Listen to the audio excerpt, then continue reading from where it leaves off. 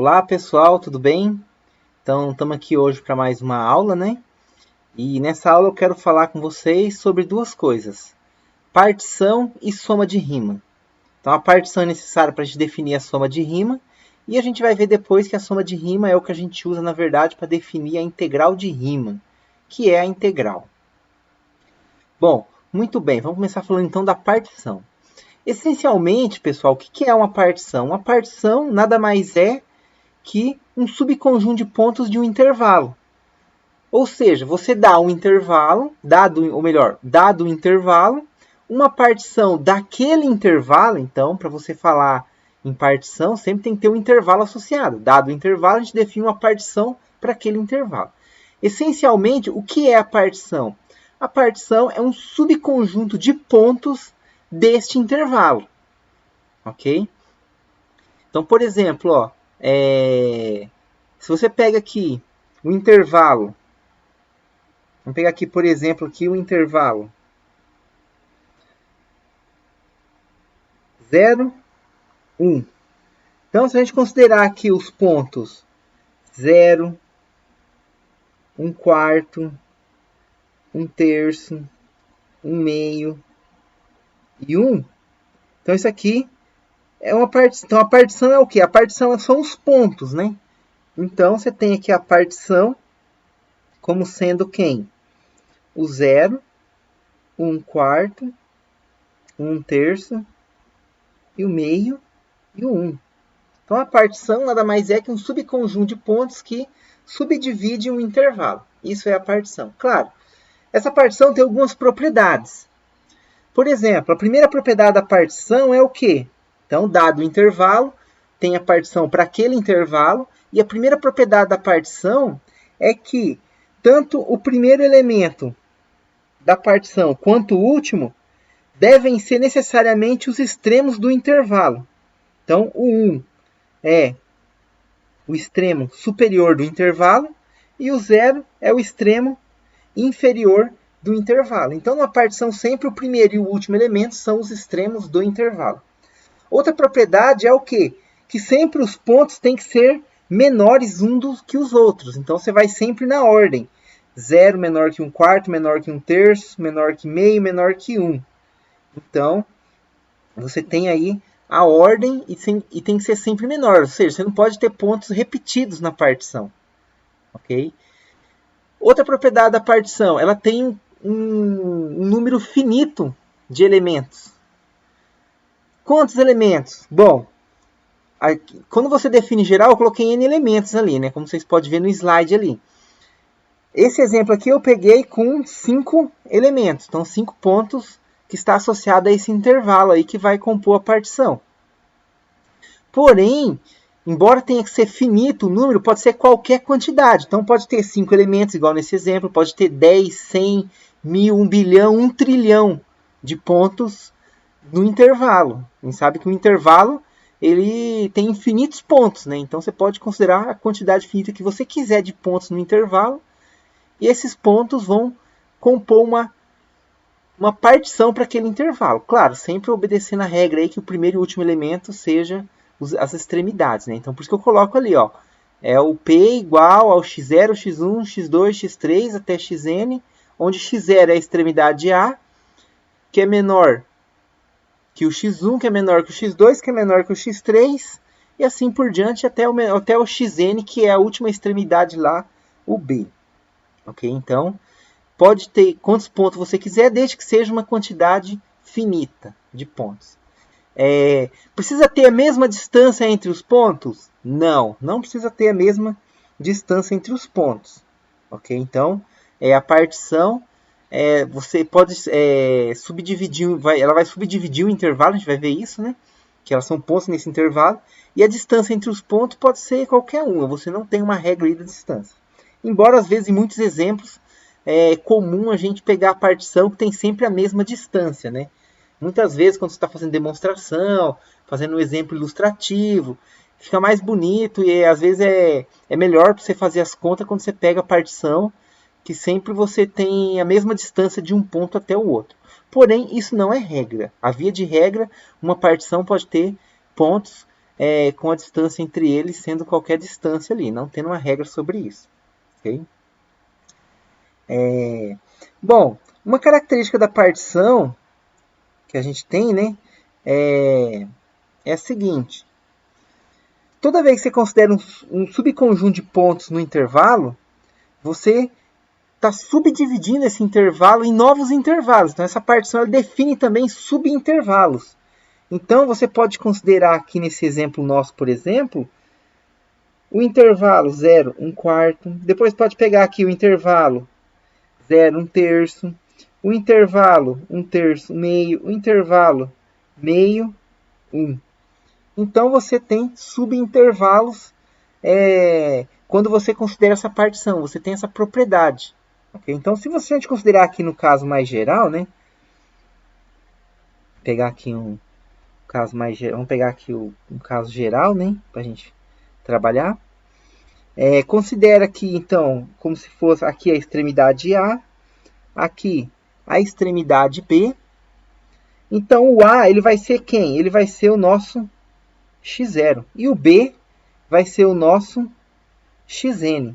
Aí você vai pegar um ponto aqui que vai ser o x1, um outro ponto aqui que vai ser o x2, o x3, e assim por diante até você chegar lá no xn, ok? E cada ponto desse ele vai definir um subintervalo. Então aqui você vai ter, por exemplo, ó, o x1, x2. Você vai ter esse intervalo aqui. Lembrando que a gente tem um intervalão maior aqui, ok?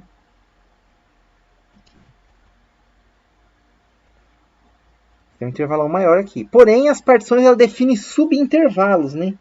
São esses intervalinhos que você obtém quando você olha para os pontos. Bom, todo intervalo a gente pode falar no comprimento dele, né? Quem, por exemplo, que é o comprimento? Qual é, por exemplo, o comprimento do intervalo AB? O comprimento do intervalo AB é B menos A. Então, B menos A é o comprimento do intervalo AB. Então, o comprimento do intervalo AB é B menos A. Então, se você considerar agora o intervalinho aqui, por exemplo, x1, x2, você considerar aqui o intervalinho x1, x2, quem que é o comprimento dele? Ele vai ter um comprimento igual a quem, pessoal? A x2 menos o x1.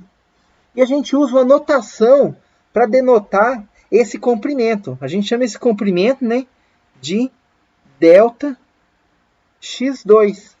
Então, delta x2 é o comprimento desse segmento de reta que a gente tem aqui, ó. Quando você considera aqui o intervalinho x1, x2, né? Então, o comprimento aqui é delta x2 igual a x2 menos x1.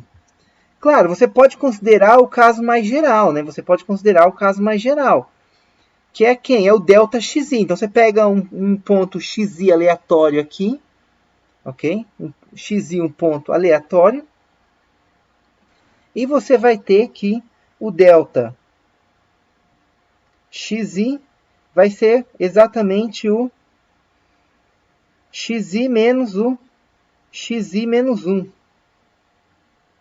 Xi menos 1. Então, quem que vai ser, por exemplo, o delta x0? O delta x0 não existe, né? Porque é sempre x0 menos o anterior. Só que x0 é o primeiro, então não tem anterior.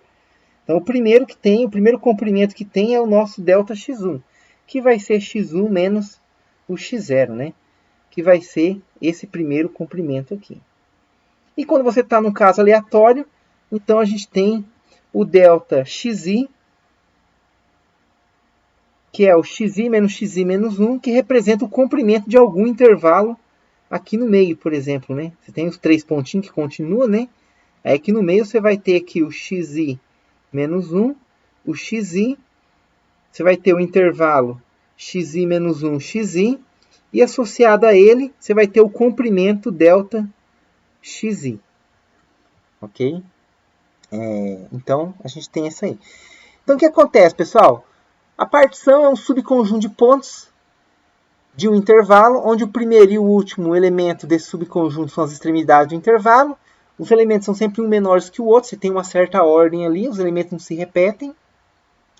Esses pontos subdividem o intervalo em N intervalinhos menores, e cada intervalinho menor tem um certo comprimento que não precisa ser o mesmo, que a gente chama de delta de xi, o comprimento de cada intervalo xi menos 1, xi. Então, ΔX2 é o comprimento do intervalo x1, x2, e assim sucessivamente. Okay? Então, esses aqui são os fatos básicos da partição de um intervalo. Okay?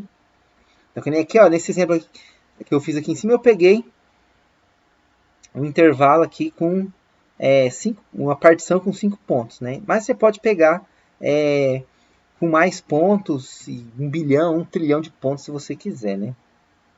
Então, por exemplo, você pode considerar aqui o intervalo aqui 0, 1, e você pode pegar bastante pontinho que vai subdividir essa partição aí, né? Ah, professor, mas aqui o intervalo você está considerando ele aberto. Ele é aberto. Aqui em cima você fez o desenho com ele todo fechado. As extremidades, pessoal, você pode ter a extremidade aberta, mas quando você vai considerar a partição, aí você tem que incluir as extremidades. E quando você vai considerar os subintervalos, você também considera as extremidades também. Okay? Isso aqui é meio que da construção aqui da partição. Então, a partição você inclui as extremidades, mesmo que elas não estejam incluídas eventualmente. Então, nada impede a gente considerar a partição para intervalo que não necessariamente seja fechado, né? Para quem não sabe, o intervalo ele é fechado quando ele inclui as duas extremidades, né? Quando ele não inclui nenhuma das extremidades, a gente diz que ele é aberto. Quando ele inclui uma extremidade e não inclui a outra, ou inclui a outra e não inclui a um, aí você não diz nada, né? Aí você não diz que ele é fechado nem que ele é aberto. Ele é apenas um intervalo aí, ok? Mas você pode ter um intervalo do tipo 0, 1 desse jeito aqui. Porém, quando você considera a partição, você tem que considerar aí o zero na partição. Ok? O zero na partição. Uma outra notação muito utilizada para partição é a seguinte. Essa notação aqui, ó, você coloca o P, 2 pontinhos, e aí você fala, ó,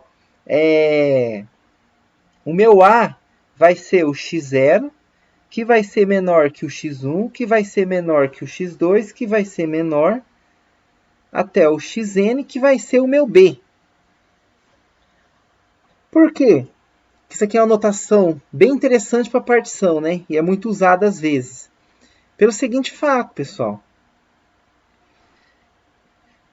Para você definir partição, você precisa do intervalo. Então, você não fala em partição sem um intervalo. Então, dado o intervalo, opa, vamos discutir agora uma partição para esse intervalo. Então, essa notação aqui é interessante, por quê?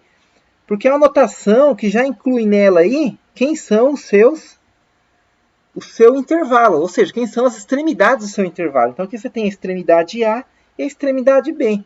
E você coloca os pontos no meio ali, já falando que um é menor que o outro, que é uma característica que você tem aí também da partição. Então, isso aqui é uma notação aí bem comum que a gente tem para partição, ok?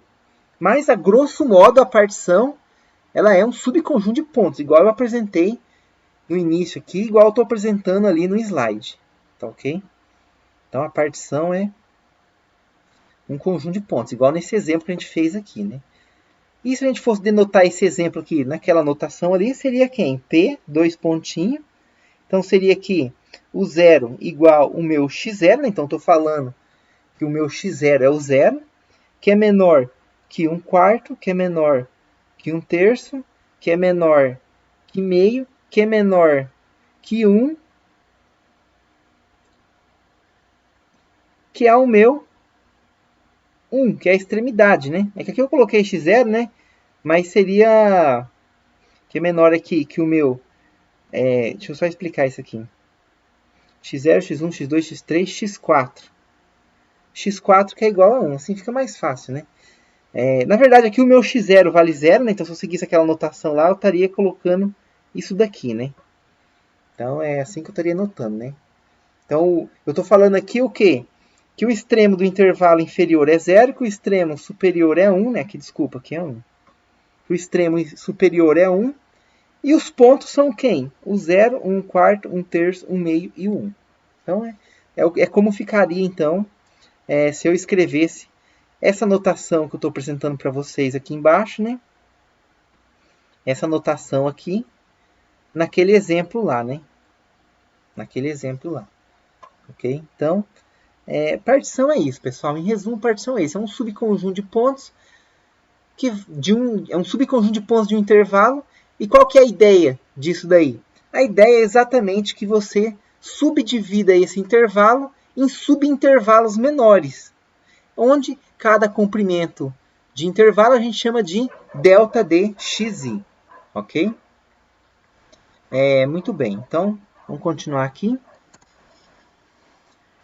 Lembra que eu comentei com vocês que a distância entre os pontos não necessariamente precisa ser a mesma? Então, você pode considerar, então, já que se o conjunto, se a partição é sempre finita, e você pode ter várias possibilidades para comprimento dos subintervalos, dos subintervalos definido pela partição, então, evidentemente, vai ter subintervalos, né? Com comprimento maiores ou não. Como o conjunto é finito, você pode, dentre todos os comprimentos ali, que é uma quantidade finita de comprimentos que você tem, porque você tem uma quantidade finita de intervalos, você tem uma quantidade finita de intervalos, porque você tem uma quantidade finita de pontos, então, uma quantidade finita você pode considerar o máximo, ou seja, o maior valor que você tem ali. Então, o maior valor a gente vai chamar ele de amplitude da partição. E a gente denota por módulo de P. Módulo de P. Então, ó, se eu voltar naquele exemplo que eu estava trabalhando, que eu peguei aqui no início com vocês, nesse exemplo aqui, dessa partição aqui, eu pergunto para vocês, quem que é o módulo de P? Quem que é o módulo dessa partição aqui? Bom, vamos analisar aqui, né? Eu tenho aqui os comprimentos, tá vendo? Ó? Esse comprimento aqui é 1 quarto, aí esse comprimento aqui é 1 terço menos 1 quarto, esse aqui é 1 meio menos 1 terço, que são comprimentos pequenos, tá vendo? Quem que é o comprimento maior? O comprimento maior aqui vai ser esse daqui, ó. Que vai ser quem? O 1 menos o meio. Que no caso aqui é quem? É o meu delta x. Então, ó, x0, x0, x1, x2, x3, x0, x1, x2, x3, x4. Seria o meu 1 e o meu x4. Então, o delta x4 é igual a quem? Ao x4 menos x3. O meu x4 vale 1. O meu x3 vale meio. 1 menos meio é igual a meio. Então, veja, ó, que aqui no meio eu tenho exatamente a metade do intervalo, né? Se eu tenho a metade do intervalo, então... E aqui eu tenho subintervalos aqui que são menores que a metade do intervalo. Então, o maior dos comprimentos que eu tenho aqui é o delta x4, que vale meio. Então, o módulo da minha partição, que eu posso chamar de módulo da minha partição, ou amplitude da partição. Isso aqui é o símbolo que a gente usa para módulo, né? Então, às vezes, a gente costuma chamar de módulo da partição também, por ser o símbolo do módulo, né? Você pode chamar de módulo da partição, não tem problema, ok? Ou, como a gente diz aqui, amplitude da partição, que no caso aqui vai ser exatamente meio. Okay? Então, o módulo da partição, ou amplitude da partição, é o maior valor dentro dos comprimentos possíveis que você tem. Ok? É o maior valor entre todos os comprimentos possíveis que você tem. Muito bem. Bom, por que eu falo do módulo? Né? Por que é importante esse conceito aqui do módulo, de eu considerar o maior valor? Então, ó, quando você tem lá uma partição, vamos considerar aqui uma partição geral de novo.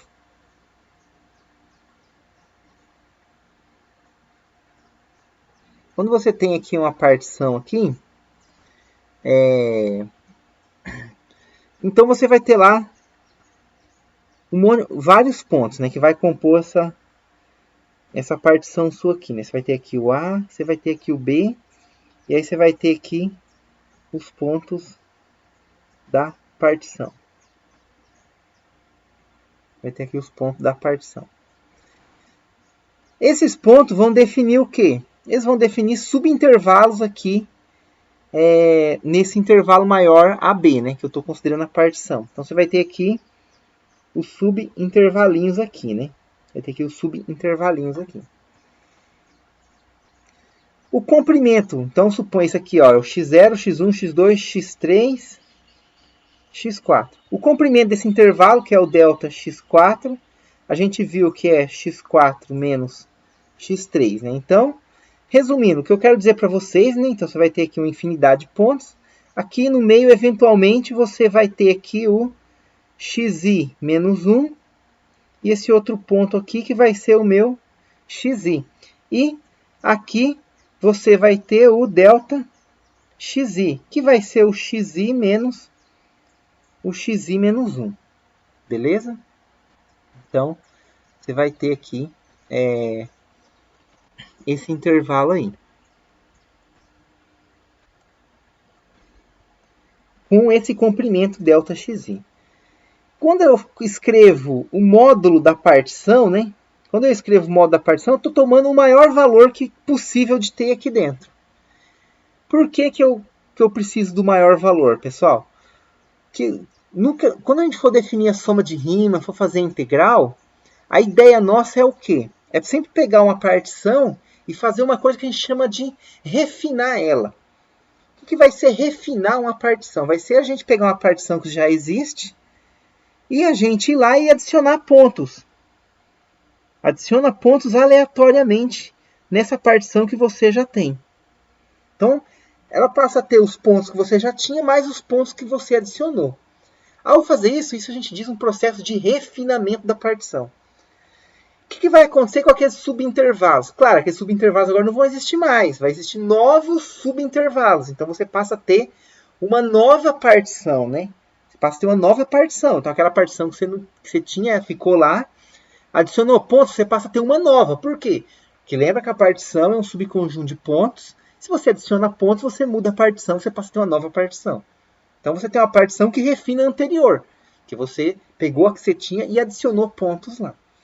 Então, a ideia é o quê? A gente refinar a partição, adicionar pontos, né? Quando a gente for pegar a soma de Riemann depois. E a gente vai obter novos subintervalos. E vão ser intervalos menorzinhos agora. Quando você considerar aqui, você vai ter intervalos menorzinhos. O que vai acontecer com esses novos deltas? Esses novos deltas xis vão ser novos deltas xis que vão ter comprimento menor. Ok? Então, pessoal, eu considerar o módulo da partição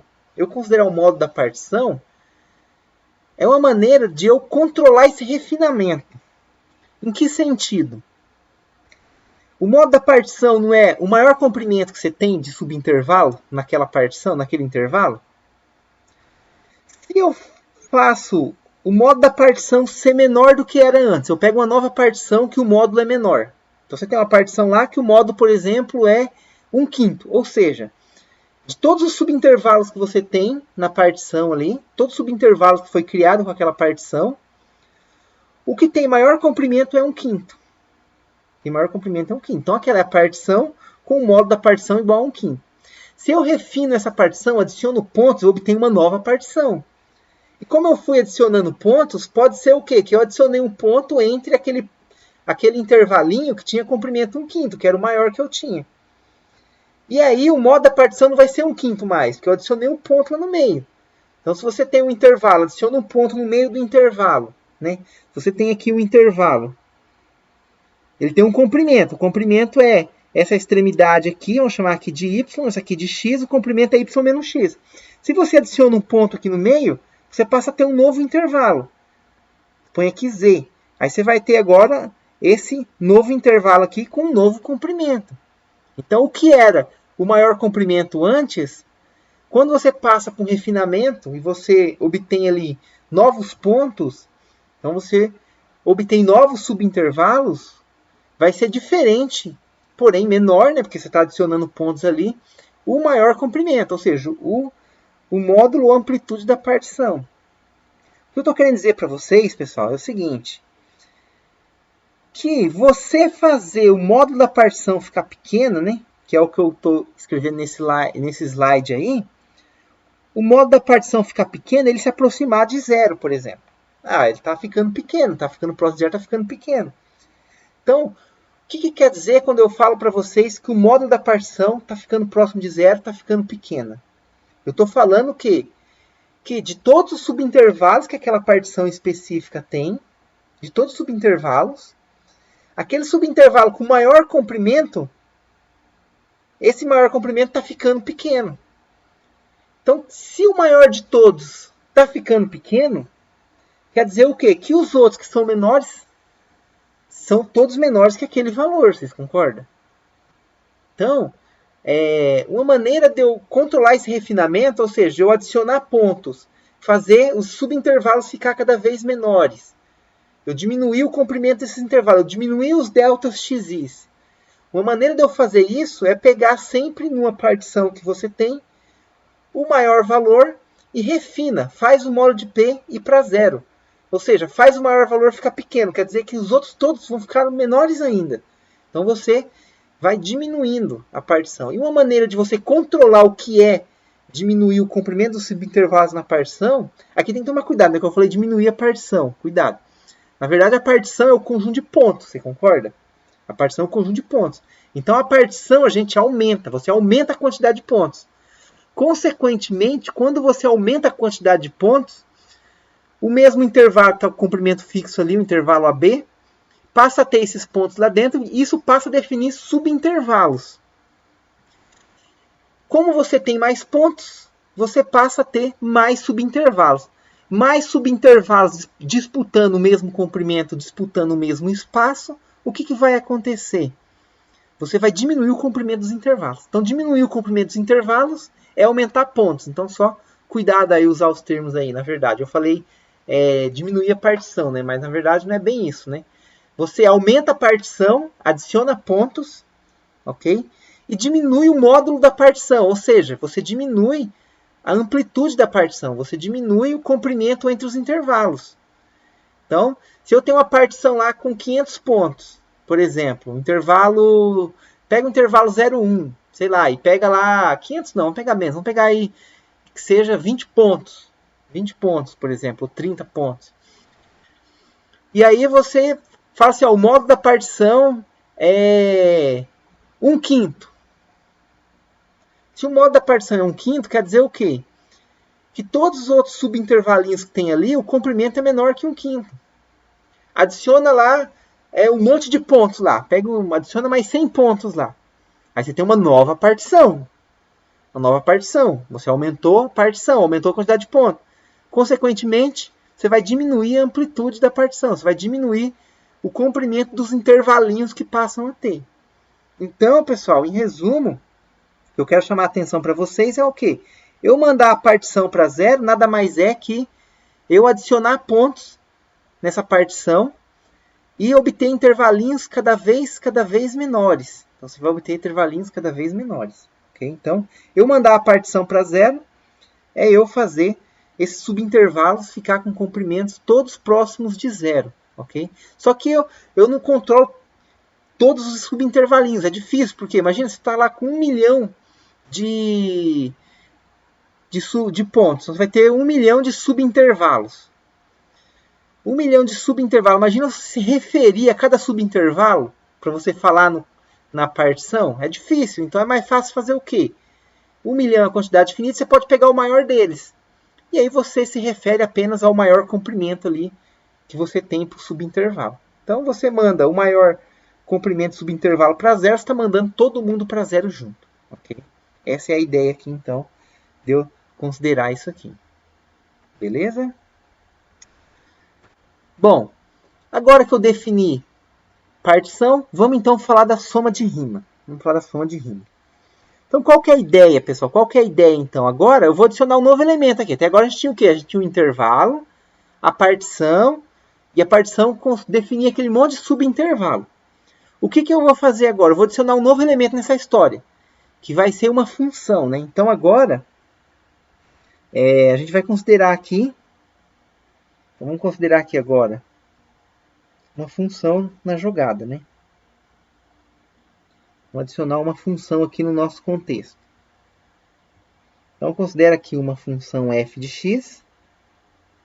Considera que essa função é f de x. Muito bem.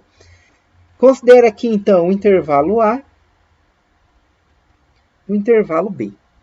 Então, você precisa do intervalo, você precisa da função, e você considera agora uma partição. Uma partição que vai ter aqui o x0, o A como sendo o meu x0, que vai ser menor que um x1, assim por diante, até um xn, que vai ser o meu B. Você pega essa partição aqui agora. Essa partição, então, você vai ter aqui o x0, o x1, o xn, e assim por diante. Então, você marca aqui esses pontos, né? Então, eu coloquei aqui a partição geral, mas vou marcar apenas alguns pontos aqui para ficar fácil a ilustração, né? Então, vou marcar aqui, o A é o x0, né? Então, o A é meu x0, o meu B é meu xn, né? Então, vai ser um n específico aqui, porque eu não quero fazer muito ponto aqui, né? Então, vamos pegar aqui o x0, vamos pegar aqui o x1, o x2, o x3, e aqui o meu b, então, vai ser o meu x4, ok? Então, eu tenho aqui uma partição até x4. Até aqui, o que eu tenho de novo? Nada, né? Eu tenho o intervalo AB, considerei aqui os pontos que vão compor a minha partição, ok? Consequentemente, eu vou ter aqui os subintervalos, né? O subintervalo aqui, x1, x2, o x2, x3, o x3, x4, o x0, x1, e assim por diante. Porém, para eu definir a soma de rima agora, eu vou adicionar um novo elemento. Ok? Um novo elemento. Quem vai ser esse elemento? Um ponto C, que eu vou considerar em cada subintervalo desse daqui, que eu vou considerar. Então, professor, mas que ponto você pega? Aqui, nesse momento, para eu definir de forma mais geral aqui, eu vou pegar um ponto aleatório. Então, você pega um ponto aleatório. Então, vamos pegar aqui, esse ponto aqui, eu vou chamar ele de C0. Pegar esse ponto aqui, eu vou chamar ele de C1. O ponto não precisa estar no meio, tá, pessoal? Pode estar em qualquer lugar. Pode estar perto aqui, ó. C2 e o C3. Ok? Então, escolhe esses pontos aqui. Esses pontos C. Escolher os pontos C, o que você vai fazer agora? Você vai calcular a F desses caras. Então, quando você calcula F, o que acontece? Você tem que vir aqui no gráfico. E você vai ter aqui nesse ponto aqui, nessa altura aqui, você vai ter o F de C0. E F de C0 representa o que aqui, pessoal? Representa esse comprimento aqui no eixo Y, né? Esse comprimento no eixo Y. Okay? Esse comprimento no eixo Y. E você vai fazer isso para todos os outros, né? Pega aqui o C1. Também marca aqui. O C2. E o C3. Beleza? Então, você vai ter aqui esses pontos aqui agora que são importantes. Beleza? Qual que é o próximo passo agora? Você vai construir retângulos. A gente vai construir agora retângulos. Só que os retângulos eles são baseados na partição. Então, para você fazer os retângulos, né, escolher esses pontos, agora você vai fazer retângulos baseados na partição. Então, quem que é o meu primeiro subintervalo? É por isso que eu considerei a partição e os subintervalos. Que eu vou usar a partição e os subintervalos agora para eu construir bases de retângulos. Então, você vai pegar aqui, ó, o primeiro retângulo, ele vai vir aqui, ó, do A que é o x0 até o x1. E na altura você vai ajustar ele aqui, ó. Então você fixa a base ali no x1, né? E a altura você fixa ele aqui no f de c0. Tá aqui no f de c0, ok? Então esse é o primeiro retângulo. Então você pega aqui o primeiro espacinho da partição aqui embaixo, né? Você pega aqui a primeira partição, o subintervalo, o primeiro subintervalo da partição, e faz um retângulo com a altura até aqui no f de C0. Ok? Até no f de C0. E você vai fazer a mesma coisa para os outros, né? Vem aqui agora no x1, x2, né? Você fixa a base aqui pela partição. Então, a gente está usando a partição. E você vai na altura lá até da função. Faz a mesma coisa no próximo e assim por diante. Ok, pessoal? Então, você vai ter isso aqui. Então, agora eu pergunto para vocês. Vamos olhar para esses retângulos aqui, gente. Vamos olhar para esses retângulos aqui para ver o que está acontecendo aqui nesses retângulos, né? Então, ó, quem que é a base do meu retângulo? Aqui, por exemplo, ó. Quem que é a base desse retângulo aqui? Quem que é a base desse retângulo? A base desse retângulo é exatamente quem? O delta de x2. Então, isso aqui é o delta de x2, que é igual ao x2 menos x1. E quem que é a altura, pessoal? Quem que é a altura? Quem que é a altura desse retângulo aqui? Vai ser a f no C1. A f no C1. Então, a altura desse retângulo é nada mais, nada menos que a função no ponto. Então, você tem aqui que essa altura é exatamente quem? É o f de C1. Aqui nesse exemplo, né? Seria o f de C1. Seria a altura, né? Que na verdade a gente, correto mesmo é marcar aqui em cima, né? Aqui você tem o f de C1. Então, o que vai ser a soma de Riemann aqui nesse contexto? Você vai considerar a área desse retângulo aqui. O que vai ser a área desse retângulo aqui? A área do retângulo a gente sabe que é o quê? Base vezes altura. Então, quem que é a base vezes a altura aqui no nosso contexto? A base é o delta x2, o delta x2, e a altura é o f de C1. Ok? É o f de C1. Bom, do jeito que eu escrevi aqui, então, a notação não ficou muito legal, né? O certo, então, é eu chamar... O certo, então, aqui, o correto é eu chamar... Começar no C1 aqui, só para ficar padrão a notação, né? Então, ó, vamos chamar aqui o C1, o primeiro C1, o C2, o C3 e aqui o C4. Aí agora fica certinho, eu posso mudar aqui para ficar de acordo a minha função, né? Então aqui eu vou ter agora o f de C2, delta de x2. Então o delta é a base desse retângulo e a altura é exatamente o f de C2, que é a distância aqui no eixo das abscissas, ó, daqui até no zero, né? Do f de C1 até no zero. É essa distância total aqui no nosso contexto, ok? Nesse contexto, pessoal, quem que vai ser a nossa soma de Riemann? Vai ser nada mais, nada menos que você somar essas áreas todas. Então, você vai aqui e vai somar essas áreas. A área do azul não é f de C2 delta x2? Quem que vai ser a área desse próximo aqui, do lado direito aqui desse azul? Vai ser o delta de x3 vezes o f de C3. Depois, o delta de x4, o f de C4. E o primeiro aqui vai ser quem? O delta de x1, f de C1. Então, o que a gente vai ter aqui, no fim das contas, a gente vai somar aqui. Você vai ter aqui, então, o f de C1, delta x1, mais o f de C2, delta x2, mais o f de C3, delta x3, mais o f de C4, delta x4, né? E, para a gente não ficar somando isso aqui toda vez dessa maneira aqui, o que a gente vai fazer aqui? Então, a gente escreve no somatório isso aqui, né? É o somatório. Então, somatório com i indo de 1 até n. De quem, pessoal? Deixa eu fazer mais para cá que vai ficar apertado ainda. A somatória. Somatório difícil, hein? A somatória com i indo de 1 até n do f de ci delta xi. Essa soma aqui, pessoal, essa soma aqui é o que a gente chama de soma de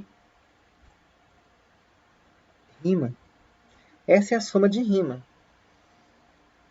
Eu defini isso aqui usando a interpretação geométrica. A interpretação geométrica aqui, né?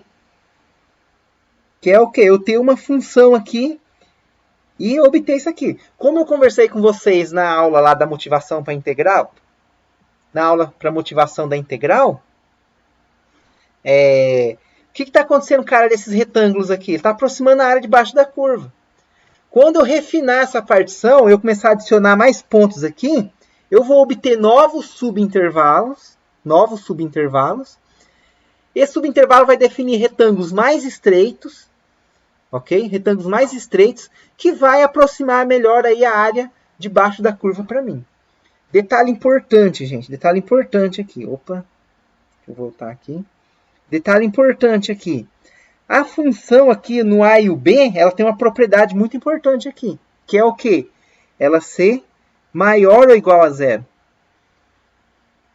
Então, quando a função é maior ou igual a zero, coincidentemente a soma de rima, que é a soma da área desses retângulos que eu tenho aqui, ela está aproximando a área debaixo da curva.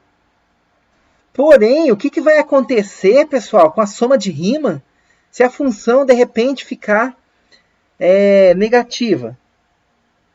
Se você tiver, por exemplo, uma função que vem aqui e sobe lá, e você tiver aqui, vamos pegar aqui o intervalo A e o intervalo B. E aí você vai considerar aqui as partições. Por exemplo, aí o que vai acontecer com a F? Aí você vai considerar a partição. Considera a partição bonitamente aqui. Tudo bonito. Aí você vai fixar os pontos C, né? Então pega um ponto C aqui, um ponto C aqui, um ponto C aqui, um ponto C aqui. Vai ter que fazer o que agora? Calcular a F, né? Nesses pontos C aí. Então, aí eu vou calcular então aqui. A F vai ser um ponto aqui. Então, esse aqui vai ser o meu C1, né? C1, C2, C3, C4. Aí os pontos amarelos aqui é X0, X1, X2, X3 e X4, né? Só escrever aqui para ficar bonitinho. Então aqui é o meu X1, meu X2, X3 e o B aqui igual ao X4, né? E o A igual ao meu X0. O que vai acontecer agora aqui nessa parte de baixo aqui? A minha função f aqui eu vou ter o f de C1. Só que o f de C1 ele é o quê, pessoal? Ele é menor que zero, ele é negativo, porque ele está abaixo do zero aqui. Então, ó, quando você considerar agora aqui a base aqui, né, como sendo o primeiro subintervalo aqui, o f de C1 está virado para o lado de baixo. Aí você teria que fazer um retângulo para o lado de baixo. Vocês concordam comigo? Você teria que fazer o quê? Fazer um retângulo aqui nessa altura aqui. Porém, o que acontece? Eu posso falar agora em área desse retângulo? Eu posso falar em área desse retângulo? Eu posso vir aqui, então, e falar em área para esse retângulo? Eu até posso falar em área para o retângulo. Porém, pessoal, quem que vai ser aqui agora a soma de rima? A primeira parcela da soma de rima. A primeira parcela da soma de rima vai ser f de C1. F de C1 delta x1. Só que o delta ele é o comprimento do intervalo. E o comprimento do intervalo sempre é um cara positivo. Só que o meu f de C1 agora ele é negativo. Então, você multiplica um cara negativo por um cara positivo, como resultado disso, você vai ter o quê? Você vai ter aqui um número negativo. Então, eu não posso falar em área agora, quando a função é negativa. Por quê? Porque eu teria uma área negativa, e isso não faz sentido. A área é a unidade de medida e de superfícies planas. Isso é sempre uma coisa, não existe área negativa, é sempre uma coisa positiva. Então, assim, e o que vai acontecer agora, então, professor? O que vai acontecer é o quê? A soma de rima continua sendo isso aqui. Isso não vai mudar nada. A soma de rima continua sendo isso aqui. Claro, né? Isso aqui é uma das parcelas, né? Você vai ter aqui o f de c2 vezes o delta x2, o f de c3 vezes o delta de x3, vai somar, né? E a gente vai ter uma soma igual aqui. Igual aqui. A gente vai ter uma soma igual tinha aqui. Ok? Os f de ci. Então, o que acontece? A soma de rima ela pode ser negativa. A soma de rima é uma coisa mais geral. É uma coisa mais geral. A gente vai ver depois isso aqui tem outras aplicações que não tem nada a ver com a área de baixo de curva. A área de baixo de curva foi onde tudo começou, foi a motivação, foi onde os caras começaram a estudar, foi onde teve a intuição, a noção intuitiva para a gente definir tudo isso daqui. Porém, a soma de rima em si, ela vai além, ela é mais geral um pouco. Okay? Então, a soma de rima ela pode ser negativa. Então, você não pode falar que toda soma de rima é uma área de baixo de curva. Isso é errado. Soma de rima, por definição, é essa soma aqui, ó. Dado uma partição P, que vai definir lá os intervalos, os subintervalos do intervalo maior.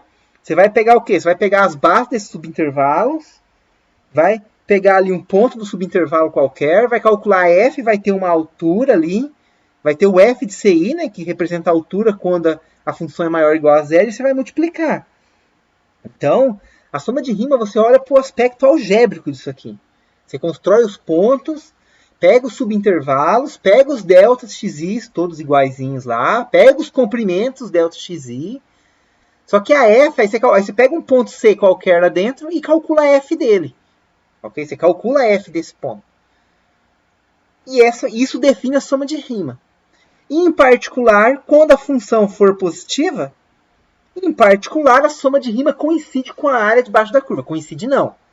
A soma de rima, quando você refinar a partição, adicionar pontos, o subintervalo ficar pequeno, isso vai ter novos retângulos que vão ficando cada vez mais estreitinho, vai aproximando cada vez melhor a área debaixo da curva. Então, a soma de rima vai aproximar a área debaixo da curva. Então, a gente vai pegar isso depois e vai passar o limite nisso. Fazendo as partições, o número de elementos das partições ficar cada vez maior, ou seja, o modo da partição ficar indo para zero, ficar cada vez menor, né, aproximando aí de zero. E quando a função é maior ou igual a zero, em particular, a soma de rima aproxima a área debaixo da curva. Mas, em geral, não necessariamente soma de rima precisa ser a área debaixo da curva. E você pode ter um exemplo desse, que soma de rima, que nesse caso não tem absolutamente nada a ver com a área debaixo da curva, porque você nem pode falar que é a área, né? Embora a motivação, claro, a motivação venha da área, né? Você até consegue imaginar aqui um retângulo, né? Você só não pode falar que é a área do retângulo, né? Mas o contexto, a ideia ali é a mesma, é o que você tem, ok? Então, basicamente é isso aqui. Bom, pessoal, então o que eu queria falar com vocês de soma de rima era basicamente isso, né? Então é você somar os f de ci com os delta de xi quando você tem uma partição aí, né? Então, quando você tem a partição, então você tem lá a partição, vai ser um A igual a x0 menor que x1 até um xn, que vai ser exatamente o seu B. Entre esses pontos, você vai escolher os Cs, calcula f nesses Cs, multiplica pelos delta xi, que é o comprimento dos subintervalos, soma essa brincadeira e você tem uma soma de rima. Isso é a soma de rima. Eu afirmo para vocês, a soma de rima, quando você mandar o modo da partição para zero, ou se refinar indefinidamente essa partição P, adicionando ponto indefinidamente lá, ok? Fazer o modo da partição ir para zero, ou seja, você vai ter lá o comprimento dos intervalos ficando cada vez menores. Essa soma de rima vai se aproximar de uma coisa que a gente vai chamar integral. Ok? Então, isso vai ficar, é o que a gente vai ver na próxima aula. Ok? Bom, o que eu queria falar aqui nesse momento com vocês era isso. E até a próxima oportunidade.